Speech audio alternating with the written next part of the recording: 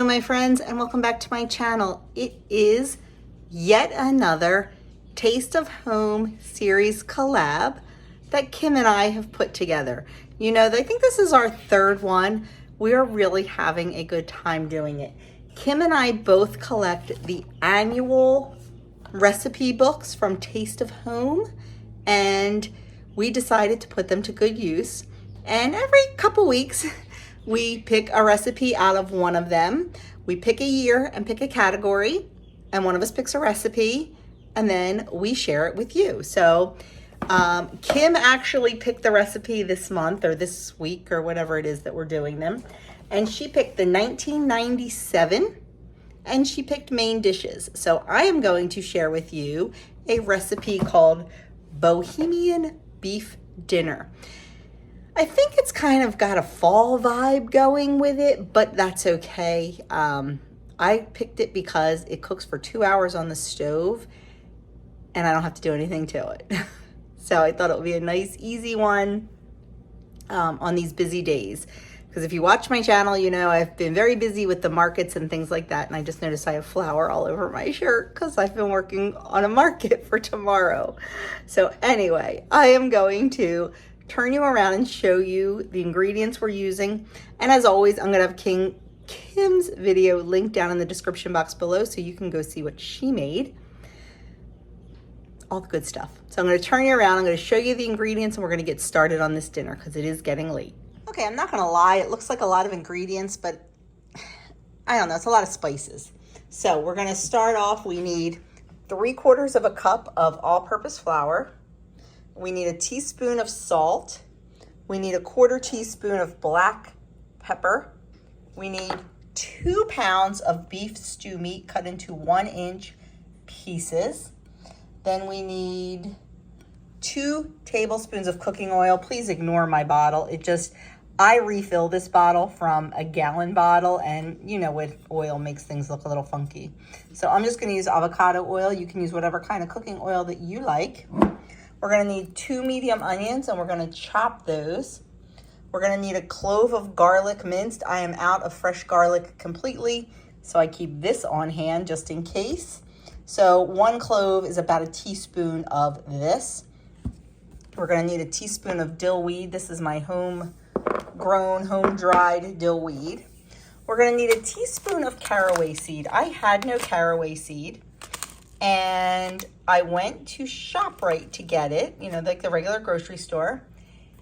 A 1/2 ounce was $6. Or no, I'm sorry, a 1/4 ounce was $6. I'm like, nope, not doing it. It's gonna do without it. I'm not spending that kind of money. Well, then I was at a different grocery store. It's called Save a Lot. And 3 ounces was $2.99. So I grabbed it. Then we're gonna need a teaspoon of paprika. We're gonna need a 1/2 cup of water. We're gonna need 1 cup of sour cream. You could probably substitute Greek yogurt for that. I am using a light sour cream. Daisy's my favorite. And then we're gonna need 27 ounces of sauerkraut. I thought about using my homemade sauerkraut, but I'm not taking any chances the first time I make a recipe, and plus that would pretty much wipe me out of sauerkraut. So I just bought 2 cans at the grocery store. So that is what we need, and to cook this in, we're gonna be using a Dutch oven. So let's get started. Okay, the first thing we need to do is get our onions chopped. I am going to use my handy dandy chopper. I just stick them on there. You've seen me use this. Push it down, and we are good to go. I love this because they are all the exact same size. I had it too close to the edge.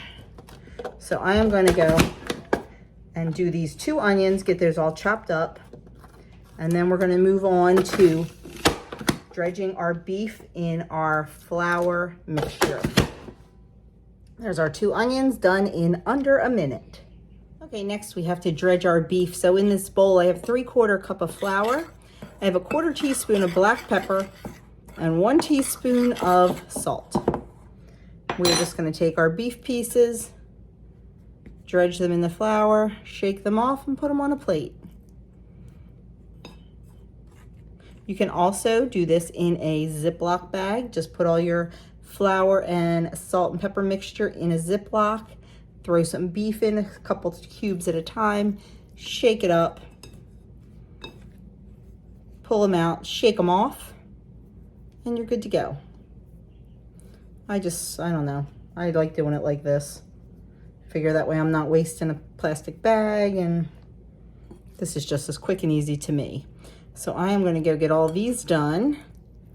Then we're going to start cooking our beef.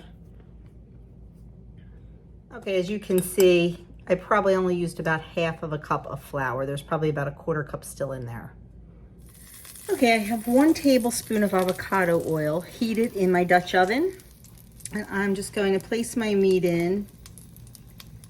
It's not quite hot enough. There we go. You want it pretty hot. We do not have to cook this meat in its entirety because it is going to simmer for 2 hours. But we do want to get a nice, beautiful sear on it. And that's one of the reasons that we are cooking it in batches. If you put too much in the pan at one time, there's going to be so much water content released, it's just going to steam the meat and it's not going to sear it. And we want a nice, good sear on that. So we're just going to do it in little batches at a time until it is nice and brown. But like I said, don't worry about cooking it all the way through. Okay, you can see that the flour gave a nice crust on our meat. So I'm just going to take that out, put it into a bowl, and then start on our next batch. There's still enough oil in this pan to keep going. I did only use half the oil at first because it would have been way too much to do this in batches. So we're just going to get this second batch started and keep going with that.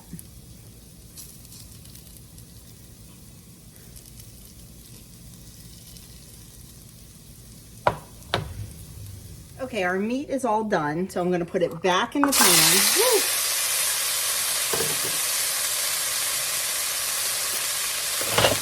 And to the meat, I'm going to add our chopped onions.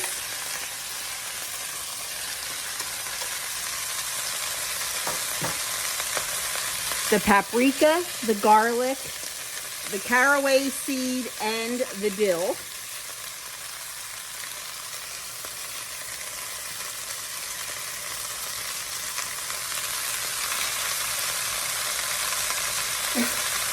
And I'm going to add a half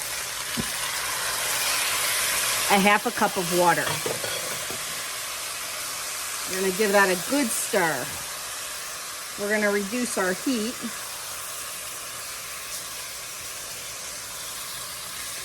Now, hindsight, instead of using water next time, if we like this, I'll probably use beef bone broth because I do have quite the supply on my canning shelf, and it'll just add a little bit more flavor and also add a little bit more nutrition. Oh my goodness, this looks wonderful. Smells really good too. So we're just gonna give that a really good stir. Now this is supposed to simmer for 2 hours. There is not a lot of liquid in here. So I am gonna keep a really close eye on this. And if I need to add more liquid, I am certainly going to. I'm not quite sure if this meat will release liquid or I know the onions will release liquid, but I just don't want this to be burning and sticking to the bottom of the pot.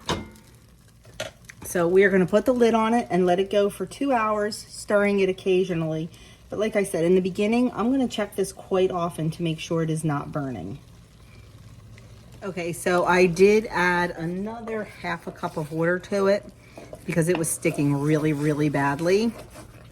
So I am going to write the recipe to reflect that. Might as well just start out with 1 cup. And I have it turned down really, really low. On my gas stove, I have it between the 1 and the 2. And it's still simmering pretty nicely. So I am just going to put the lid on, let it go, and like I said, just stir it every once in a while. But I will tell you, my friends, it smells amazing. I cannot wait to taste this.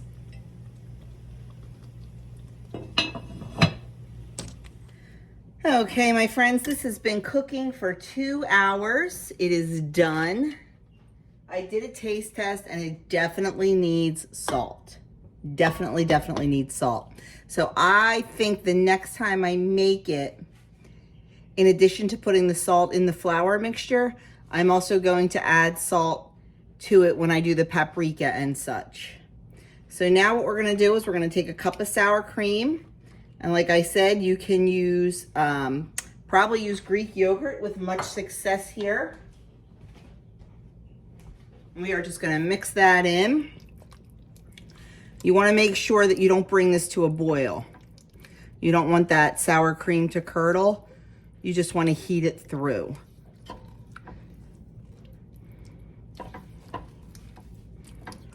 I honestly think you could probably even use less sour cream. This looks like an awful lot. Now this does serve 6. This would be a very, very easy recipe to have, for sure.